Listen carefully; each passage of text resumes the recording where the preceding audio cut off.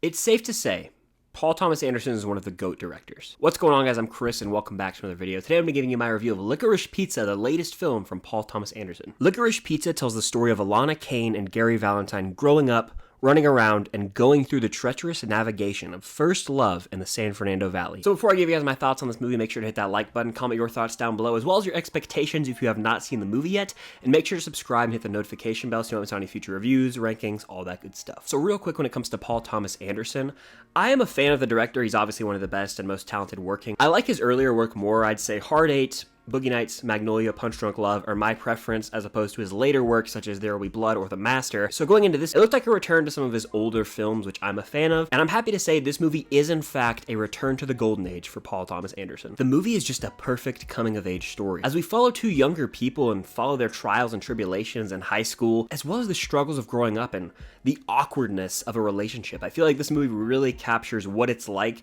to be a teenager, but it never once feels like it's telling you a story. It feels like you are actually a part of the story, and we're simply just the cameramen watching the story unfold. The dialogue was so natural that it just immersed myself into this movie. Again, it felt like I was someone walking on the streets, watching their different antics unfold and see their lives play out and see them make mistakes. That's really just like part of the coming of age genre. And that honestly acts as a strong point because the movie never once dragged in my eyes. It's a 2 hour and 13-minute movie, and never once does the movie drag. I could have watched these people's lives play out for 2 more hours on screen. This film features the debut performance of Cooper Hoffman, the son of Philip Seymour Hoffman, who's one of the greatest actors of all time by far, who is well known for collaborating with Paul Thomas Anderson. So I think it's fitting that PTA was the one who kind of introduced Cooper into the movie industry. And in a way, his character is kind of a parallel of his actual life as this character. He's younger, and he's an actor, just like Cooper Hoffman is. But Alana Haim is also really great in this film, and the way that she's able to bounce back and forth with Cooper Hoffman's character, I mean, it's truly magnificent. Their relationship is extremely realistic, and I bought into it.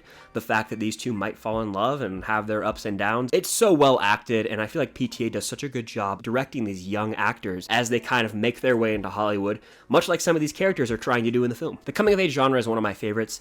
I love the movie Dazed and Confused, and this is the most similar thing to that I think I've ever seen. But this movie definitely took inspiration from Dazed and Confused as kids get themselves into some trouble. They make stupid decisions, but it lends itself to some damn good comedy. This movie is surprisingly hilarious at times, and I really didn't think it was going to be as funny as it was. Multiple moments had me laughing out loud, especially with the scenes involving Bradley Cooper's character, who in my opinion was an absolute scene stealer anytime the man spoke. I found myself cracking up. I mean, we all know Bradley Cooper is great. He's done comedies, dramas, he can direct movies, but his appearance in this film is outstanding. It's my favorite actual moments in the movie, and much like the movie Once Upon a Time in Hollywood, which is like a day in the life of these Hollywood actors, I feel like this is just a prolonged day in the life movie, which I love. It's so authentic. Like, there would be a scene where the main character introduced a boy to the family, and then it just led to a funny little falling out. Like, that is something that would happen. The pressures of introducing people to your family members when you're new in a relationship, and just societal pressures of expectations for what you're supposed to do in life. All of this is pressure that we face, especially in the high school age group, the teenage age group, as you're kind of transitioning into the next step in life. So this movie really resonated with me in that sense, as we got to see these characters come of age, make foolish decisions, make smart decisions, and really just have to get a grasp for what the real world is and what relationships entail. Licorice Pizza encapsulates the feel of Paul Thomas Anderson's early movies like Boogie Nights and Hard Eight with the aesthetic and the vibe, and it's not as dense as some of his later work, which I'm actually okay with because I'm not as crazy about those movies.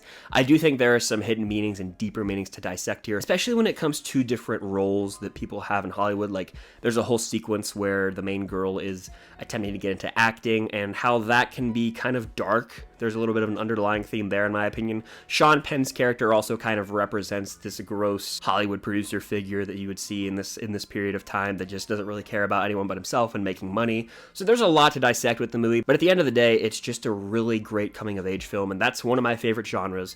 If you also like coming-of-age movies, I think you'll be a fan of this one. The runtime never feel like it overextends its stay. I actually wish there was a little bit more to watch in this movie because I was just so enthralled with what was going on in these characters' lives. It is a fairly simple story at its core, and that doesn't really bother me. I think both Alana Haim and Cooper Hoffman have a bright future ahead of them. So excited to see what they do next in the acting industry. And again, this movie is just a delight to watch. It's one that just made me feel good inside, gave me that sense of escapism. Like, when I was watching the movie, it just made me realize, like, movies should be like this more often, where we're just following these characters, having a coming of age story, and it's just super simple.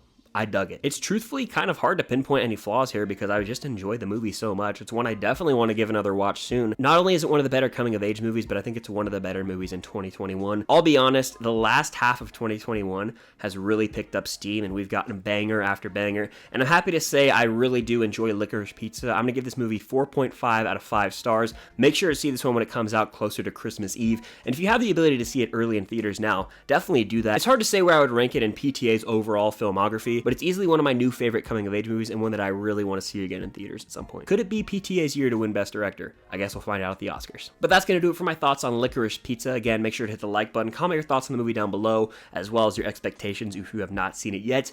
Thank you guys again for watching. Expect a ton of content in the month of December. I have a bunch planned out, so be on the lookout for that. And until next time, I'll see you guys later.